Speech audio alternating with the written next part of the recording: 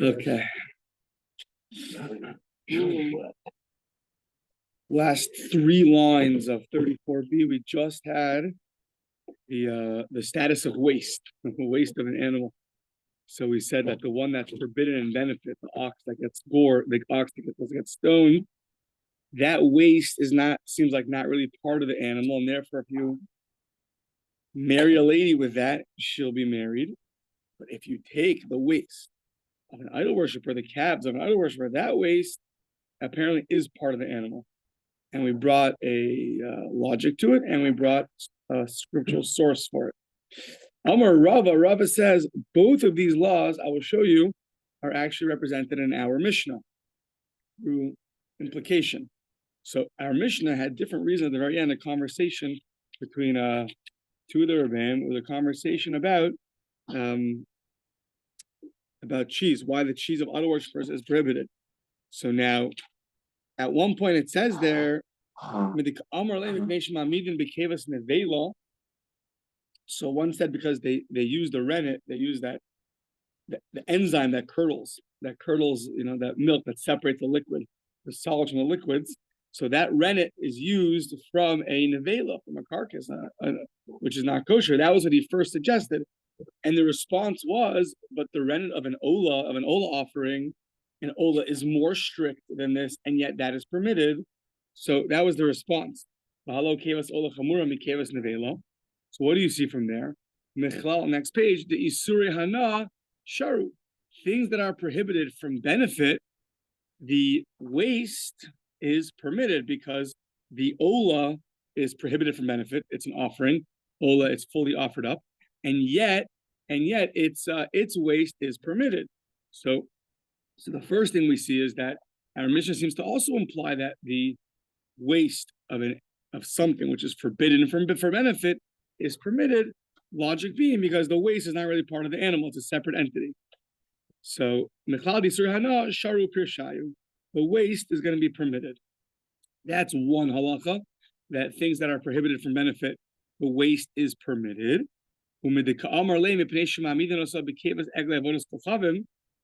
Later on in the conversation, he suggests the reason why the cheese is going to be prohibited is because they use this rennet, from where's the rennet? The enzyme, I think, comes from the stomach of the animal. They use it from where? From the animal of a calf that was served for idol worship. So, and they're putting that into the cheese. And what was the response? The Kamahale, the other rabbi, responded to him, "Im kain lama lo asur bahana." If they're really using a calf of idol worshiper, so then why is it not forbidden for benefit? Only forbidden for eating and not for benefit? It should be forbidden for benefit. So what do you see? Mechlal, that really, if it comes from an idol, the avodas kol chavim asur pirshayu. Really, the rennet that comes from an animal that was used for idols, that which is the waste of an animal that comes from idols should really be prohibited. Now, either we're making a jump, just like we see that the rennet, the stomach, the enzyme of the stomach is really not a separate entity, and there, at least when it comes to an idol, and therefore if a calf was used for idol worship, that enzyme of the stomach is going to be prohibited. So too, the other derivative, like waste of an idol worshiper, of an animal that was used for idols, that's also a derivative. It's not the animal itself, it's the waste of an animal, is also going to be prohibited. So our Mishnah, within their conversation, you can see that really things that are prohibited from benefit, waste is permitted. Things that are prohibited because of idols, the waste is forbidden. Now, he should have responded. He should have responded like this: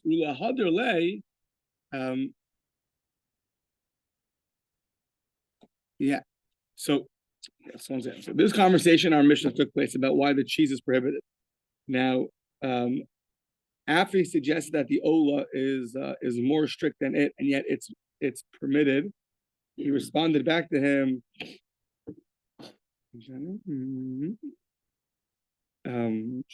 So he told him the reason why the cheese is prohibited is because you're using the rennet of an animal that was used for idol worship. To which he responds, well, then it should be prohibited in for total benefit, not just consumption. And then he distracted him. And he distracted him from a verse and Shirim we'll get to in a second. So, but ask the Gemara, hold on, why didn't he respond? The reason why, even though they use the rennet from the calf of an idol worshiper, is not prohibited for benefit, it's only prohibited for consumption, is because you can't see it. Where is it? Usually forbidden mixtures, if you can't see it, so we say it's nullified. So here you have this little enzyme from a calf that was used as an idol worshiper, and now you have a cheese. So the cheese, you don't see the enzyme of the stomach of the animal that was used for idols in the cheese, right? It's not there. It's not visible to you. So why did he not respond like that?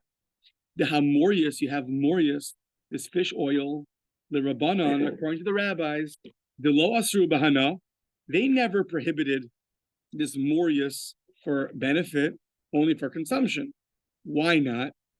My time of lav mishum beleisele isur be'ene. What was the worry by the fish oil? That maybe it was swapped with non-kosher wine, right? Non-kosher wine, not non-kosher fish, non-kosher wine. I believe so. Yeah. So you don't see that non-kosher wine in the fish oil, and that's why it's not prohibited for full consumption. So say the same thing by the cheese. Why did he not respond? Why did he distract him to something else? So Amri Hacha Kevan de Ukme Kamokim Chashiv Le Keman de Isel Isur Be'ene. Interesting thing. Rule of thumb is the prohibited part of the food. If you can't see it right now, so we're not going to prohibit it for benefit. If that's true, then when you're looking at cheese that you bought from the idol worshiper, and you want to know why is it prohibited, the rabbi tells you because there's rennet in here. It came from an enzyme from the stomach of a calf that was used for idols. So you tell them, I don't see the rennet. Show it to me. I can't see it. Because you're right, you cannot see it. However, since the enzyme is the one that produces the cheese, it's the one that separates the liquid from the solids and produces cheese. So that's like it is here. That's significant enough that we're going to prohibit the cheese anyways, because even though you cannot see it, but since it's the one that produces the cheese, it's not totally extraneous. It's the one that produces the cheese. It's the enzyme that produces the hardness that makes the cheese. That's like it is here, and since it's like it is here, it'll be prohibited. 1 second.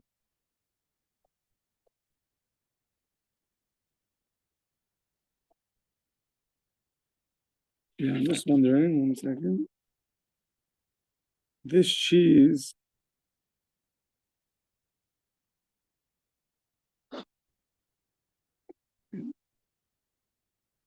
Just wondering, what's the difference between the morius, the fish oil, and the cheese? According to the rabbis, they're both not prohibited for benefit. They're both only prohibited for consumption. 1 second. 1 second.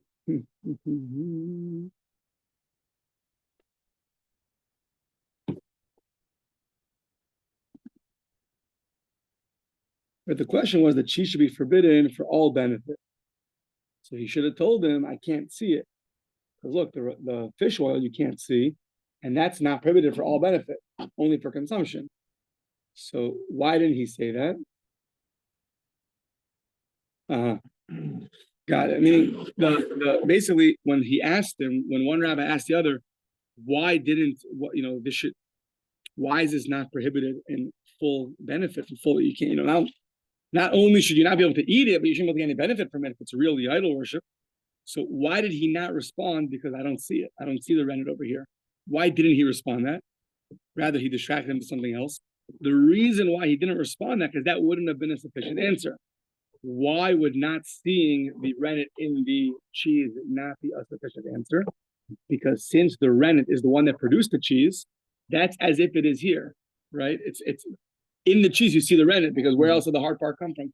So since that's not a good answer, that I don't see it, that's why he didn't answer that, and therefore he distracted him to a different verse in Shir Hashirim. Now, why he distracted him, we'll see right now, but that's why that answer would not have been sufficient. So rather, what did he do?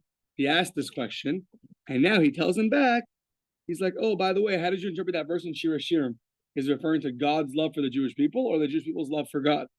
So on that, the Gemara says, Ma'i ki tovim dodecha miyayin. What does it mean? What does it mean that your love is great, is so good like wine? Right? That God's love for the Jewish people is so great like wine. What does that mean? Ki asar of divi, like, and I'm not sure if it's asking what does it mean or it's asking like what relevance does it have here. So either way, ki asar of divi amar knesset soul of nekadosh baruch hu, the Jewish people said to Hashem, Ribono shel olam, Master of the universe, arivim alai dvarai doidayich yoser miyena shel Torah. The Jewish people said in front of Hashem, Shlomo Melech is describing this conversation, that the words of your sages is more beloved to us than the wine of your Torah itself. Okay. Now, it's interesting. Why is that true? Now, it could be it's referencing the stringency of rabbinic enactments. Sometimes they need a little bit more strength because people take them very lightly. So So Ma'ishna Hayikra Deshaili Arashim and Pazi. So what's the difference that he quoted this verse? So Amar Rashim and Pazi, Vitem Rashim Bar Ami. So really, it sounds like he was referring to the earlier part of the verse, where it says Mereshe de Krak Arma. He really look back at the beginning of the verse, right? Second verse in Shir Hashirim. Yishakenim and Ishikas Piyu.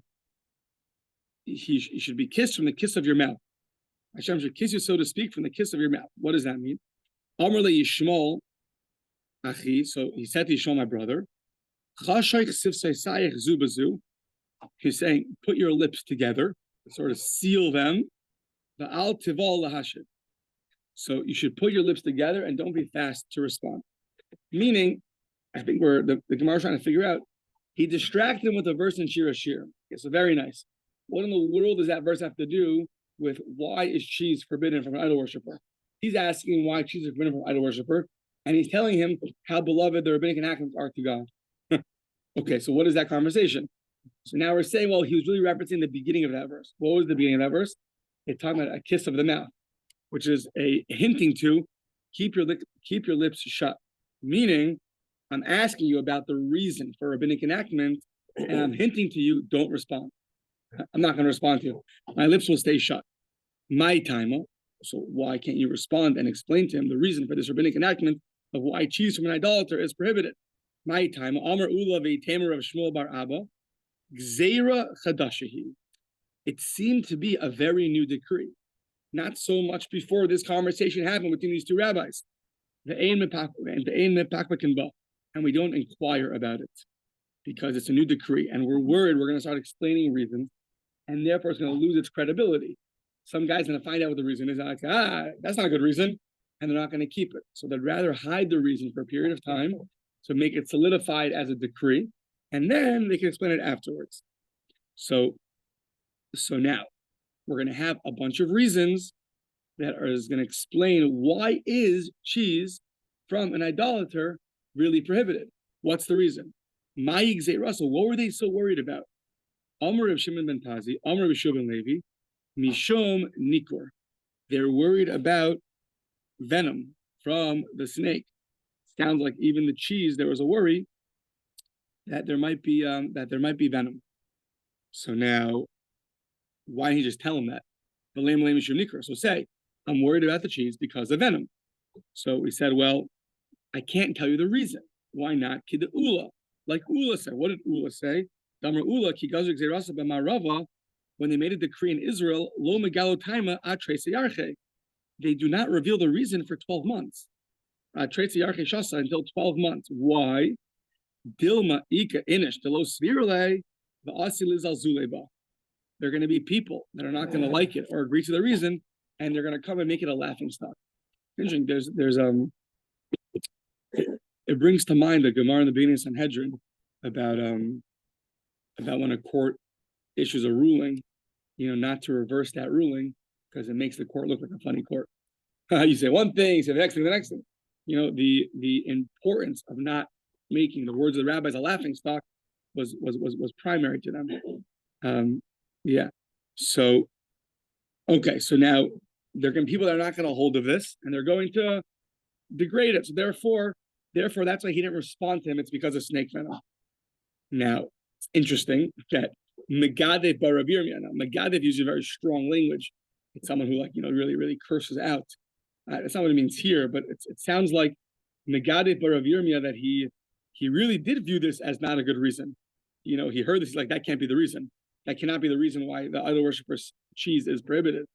Megadev, I don't know, sounds like, I'm not sure exactly. Usually Megadev is like to curse out. Yeah, surprise. It sounds stronger. I don't know. It sounds like displeasing. He was not, I don't know. To me, that's what it sounds like. Megadev, he really was not happy with this. So Elame'at, I'll tell you why he's not happy with it. Because we just had, 2-3 pages about snake venom. And there are ways to tell if there's venom inside. So Elame'ata Yevesha Tishtari. If the cheese is older, it's been around for longer, so it should be permitted because, if it's dried out, it should be permitted because snake venom would prevent the cheese from drying out. Yashen Tishtari, older cheese, been around on the shelf for longer, should also be permitted because the snake venom would prevent it from aging. And yet we made a decree across the board. The Amr of Chanina, Yavesh Mutter. He says that Yavesh is Mutter, that it's dried out drinks that you were worried if they're left uncovered, a snake might get into it. But if it's dry, there's nothing to worry about. If it's dried out, nothing to worry about because the snakes cannot do that. The venom will not make something dry out. We said the wine or the beer that when they're opened and they've been around for a long time until they get until they age a little bit. So that's also something which is the snake venom would prevent it from aging. So Yavesh Tishtri, Yashin Tishtri, Damar Pchinina Yavesh Mutter, because Ein Manichol Yavesh, Yashin Mutter, Ein Manichol Yashin. That the snake venom prevents things from drying out and prevents things from aging, and therefore there's no worry that the venom is still there in these cases. Now, I'm just thinking the defense for why the first opinion said that we are worried about snake venom. How would he respond to these claims? These are very good claims. So it could be the simple explanation would be he agrees that by cheese that aged or cheese that dried out, it should be permitted. But when you make a decree, you don't take the exceptions, you go for the rule. So the general rule of thumb is cheese is prohibited. You want to show me 2 cases that it's permitted? I don't make rules for those cases. I make rules across the board, maybe. To which he felt, no, that's not sufficient. The rule should apply across the board. And if I find you these cases, aged or dried out, that is not going to fit into the rule, then there must be a different reason why the cheese is prohibited. So a second reason why the cheese is prohibited, Rabbi Chanina, the reason why is Lefi She'i Efsharla below Tzictzuche Chala. So sounds to be a big dispute, but Rashi seems to say that when you make the cheese, so I guess the basic process is you take this enzyme, the rennet, and it removes the solids from the liquids. And according to Rashi, there's no way that some of the liquid didn't go into the cheese. That's what we're worried about. There might have been some of the drops of the liquid, the milk, that went into the cheese. And we're worried that any milk that was milked by an idol worshiper and a Jew didn't see, that we're going to see the next Mishnah, right? This is Chalav Yisrael, not the way we know it. Mm-hmm. Everything that's OUD is according to many also Chalav Yisrael, right? People make this mistake. I keep Chalav Yisrael. No, we all keep Chalav Yisrael. The difference is OUD par. OUD par, yeah, that's par. We all keep Chalav. OU doesn't. We all keep Chalav Yisrael. The question is, what is Chalav Yisrael? Is OUD when they have a video in the farms? Is that enough? For Moshe Feinstein, yes. Others no. But we're going to see that later. Any milk that a Jew did not watch is prohibited. So OUD nowadays is also watched. It's watched by the cameras. They're not going to put in pig fat into the whatever. It's obviously a longer discussion because there's a dispute about it. But the point is that any milk that is not watched by a Jew, we're worried that maybe he put some non-kosher milk in it. So now, according to Rashi, some of that non-kosher milk might have gone into the cheese, and therefore the cheese is prohibited. I didn't get a chance to see. I think others argue. I didn't get a chance to look into it, but that's the second reason that the cheese is prohibited, because it might have some of the moisture of the milk, and we're worried that the milk is not kosher. Might have been mixed non-kosher milk with kosher milk, and therefore it's still here.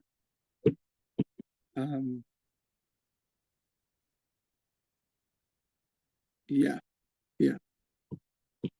Okay. The cheese has some holes in it, right? The cheese has different holes. Maybe there's some liquid in there. Okay. Got inside the holes. So, yeah. The whole process was actually cut the curds. You cut the curds. Needs more investigation. Yeah. I don't know. I mean, I think Tosa argues in Rashi. I didn't just see why. He gives a different reason. I don't know. Yeah. So okay. So that's the second reason, because there might be some of the liquid inside of the cheese. You're asking, how is that possible? Okay.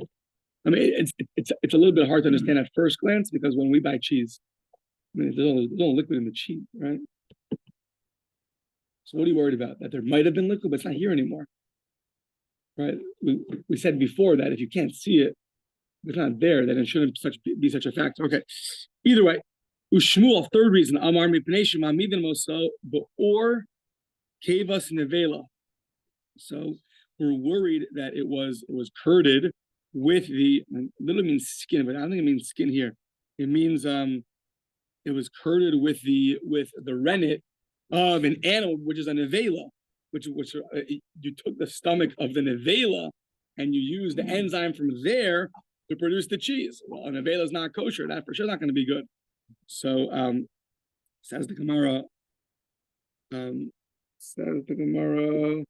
Hakeva gufa sharia, but the rennet itself seems to be permitted. So what do you worry about? We had before the waste of an animal.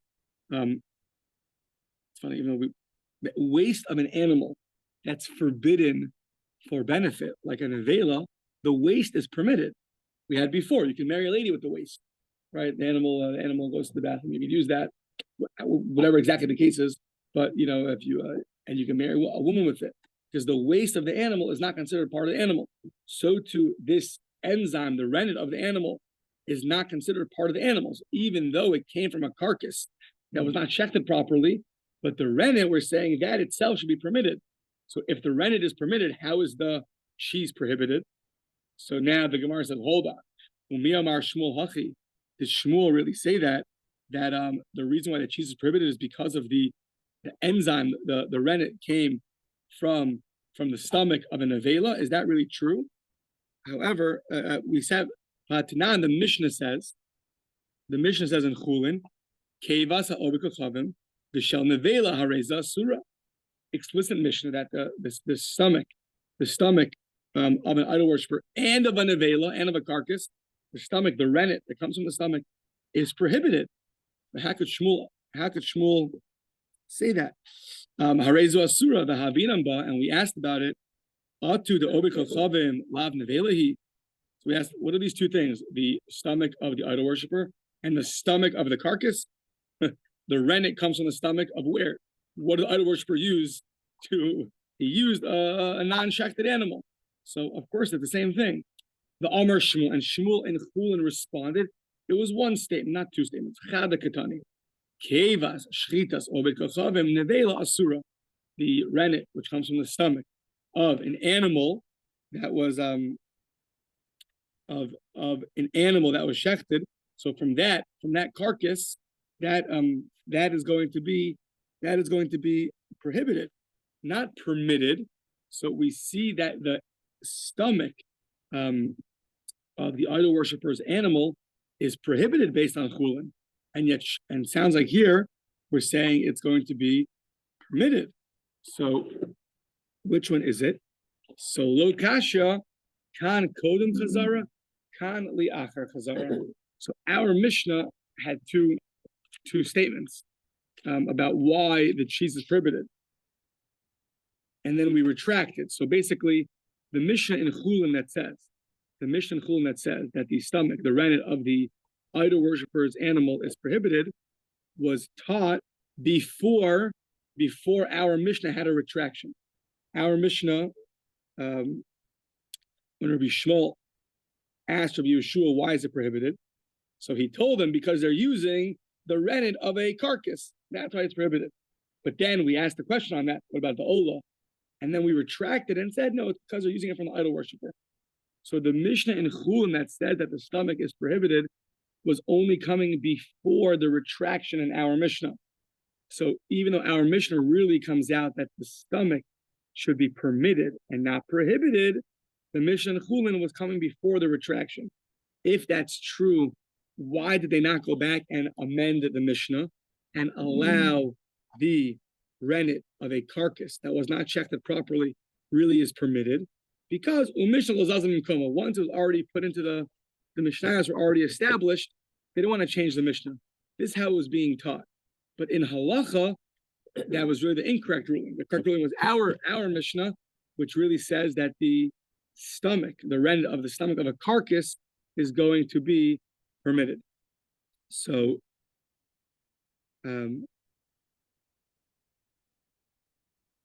yeah. So now, when Shmuel said his answer, right? When Shmuel said his answer that the reason why the cheese is prohibited is because of the, I don't know how to translate this, or kavas. It doesn't mean the skin, but I guess maybe it's referring to the rennet itself. It sounds like the according to Shmuel. So why is it prohibited? The rennet itself is permitted. So why is it prohibited? What's the or cave? I don't know how to translate the or kavas nevela. The skin of the rennet doesn't mean skin. It means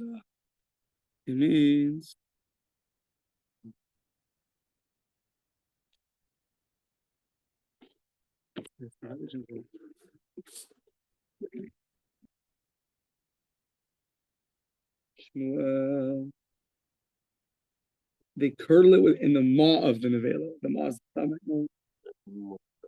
The throat?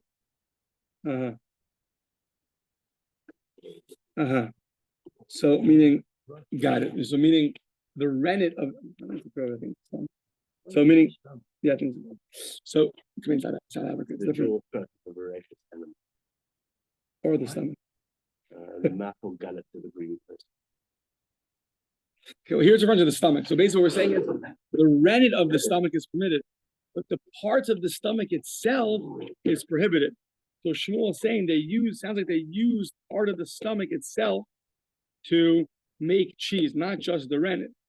Even though the rennet, the enzyme, that's much more of a derivative, would be permitted, but the parts of the stomach itself is going to be prohibited. Sounds like they're using parts of the stomach to make the cheese, and therefore that is going to be prohibited, even though the rennet of the animal, is going to be permitted. Yeah. Okay. That's the third reason. Rav Malki Mishmeder of Adabar Ava Omar Mipnei She Machlikin Paneha Beshuman Chazir. They actually smoothed it out, like the face of the cheese, the outer part of the cheese, Beshuman Chazir, with pig fat. Okay, so pig fat, that doesn't need explanation. Pig fat is prohibited. So, yeah. So it's interesting. You can ask the same question over here. But what if you can't see the pig fat? Maybe you could taste it. Maybe the taste goes in. Maybe you can't see it, but the taste goes in. Just the cheese would absorb the coating would be forbidden. Right, because there's still some taste of the pig in there. coating is too light to impart an actual taste of the cheese. Nevertheless, the sages forbid the cheese. Ovid used this to support his contention that the sages did not make detectable flavor the criteria in which the food of the idolaters, which regarded as food of the idolaters. Interesting. So it sounds like, according to that footnote, even though it does not impart the taste, which usually would not be forbidden, for some reason here they forbade the cheese, even though the pig fat you cannot taste it and it's not there. But still, when it came to these decrees, it sounds like they didn't make exceptions. If they were worried there was some pig in there, they just forbade it, even though it sounds like biblically there wouldn't be a problem, but rabbinically they prohibited it. Maybe they're worried that you might come to actually have cheese with actual pig in it. I don't know. Okay, needs more investigation. That's a fourth reason. Rav Chisda Amar, because they use, sounds like they curdle it with the vinegar. With the wine vinegar, and the wine is prohibited. Rav Nachman Bar Yitzchak Amar, sixth reason, orla. They use it with the sap of orla. It's interesting. Sap of orla. So the orla itself, the fruit of a fruit tree for the first 3 years is prohibited. It sounds like not only the fruit, but even the sap. The sap is the wetness of the wood itself. That's also going to be prohibited. Who does that go like? Keman ki hayitana. Like the following Tana, Rabbi Eliezer Omer, the Tanan, it says in the Mishnah that Rabbi Eliezer Omer hamamid b'srafa orla aster, that if you use the srafa orla, the dew of the orla, it's going to be prohibited. It's going to be the cheese is going to be prohibited. Because we view the sap as a fruit, right? You could, food for thought, is the sap a fruit or not? Well, it doesn't grow off the tree, but it's still produced by the tree, so that's still going to be prohibited. So now, afilu tem Rabbi Shua ad kan lo polag Rabbi Shua lehad Rabbi Eliezer ela bekitva the gavza. It sounds like that's Rabbi Eliezer's opinion. What did Rabbi Shua hold? He argues. One second. So if he argues by orla, would he argue here also? We say no, not so fast. Why? Ad kan lo polag Rabbi Shua lehad Rabbi Eliezer ela bekitva the gavza. He only argues by the sap that comes out of the wood. That's where he argues. Aval bekitva de pera, but the sap of the actual of the fruit itself, modi, that he would agree to. The hainu ditna, and that's like the Mishnah that's taught in Orla. Amar b'Yeshua shamati beferish. I heard explicitly. Shema amid b'srafa olin. If you're, I don't know if it means the enzyme, but if you're mamid, I guess if you can congeal, congeal with the dew of the leaves, or bisrafa ikarin, or the sap of the roots, that's going to be mutter. That's going to be permitted. It's just the sap of the actual tree. Bisrafa pagin aser. However, the sap of the fruit itself, of the fig, that's going to be prohibited. Why? The fig is a fruit. So Rabbi Yeshua said that if it's the sap of the fruit, so then that's going to be prohibited. But the sap of the tree or the sap of the leaves, that's going to be permitted. Yeah.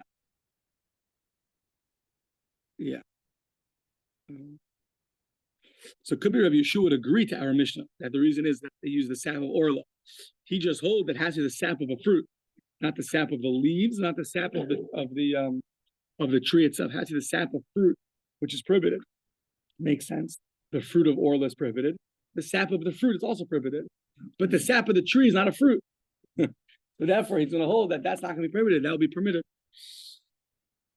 Okay, now two of the reasons. So whether you're Rav Chisda, Bain Rav Chisda, who said we're worried about the idolatrous wine vinegar that they're putting onto the cheese, or that you're Rav Nachman that says they're using the sap of orla, Bain Rav Chisda, Bain Rav Nachman, Bar Yitzchak, Kitzer Bahana, if you're worried about Orla, or you're worried about Yain Nesak, idolaters' wine, so why is the cheese only prohibited for consumption? It should be prohibited for all benefit, not just consumption. If it's Orla, if it's really Orla, you can't benefit from Orla. And if it's the idolater's wine, you can't benefit from that either. And yet, the Mishnah only says it's prohibited for eating and not for benefit. Says Gemara Kasha. Yep, that would be a difficulty according to those reasonings. Yeah, it's a difficulty. Okay. Darash Rav Nachman Breder of Chisda. He expanded. Rav Nachman expanded the following verse. Ma'edichsiv l'reach shmenecha tovim. So the fragrance of your oils is good. What's that referring to? Lema talmid chacham doma. What is a Torah scholar compared to? L'tzlochis shel paitim. He's compared to this flask of fragrance. So if it's megula, if it's open, you open up, you go to the store to buy yourself a nice smelling perfume, and you open up to smell it. So if you open it, you can smell it. It's closed, you can't really smell it. So when it's megula, it's a reich hanodaf. Its smelling is very nice. When it's mechusa, ein reich hanodaf. It's smelling you can't smell it. So it sounds like so too the Torah scholar when he reveals his knowledge.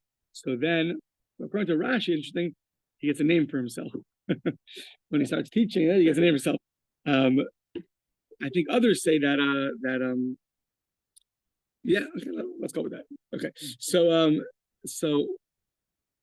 yeah, I thought without Rashi, the simple understanding is that like you see his beauty once he starts teaching. Mm-hmm. Just like the fragrance, you don't appreciate what it is. It itself is only appreciated when you open it up and you smell it. That's I thought not about getting a name for yourself. When it's closed, you don't know.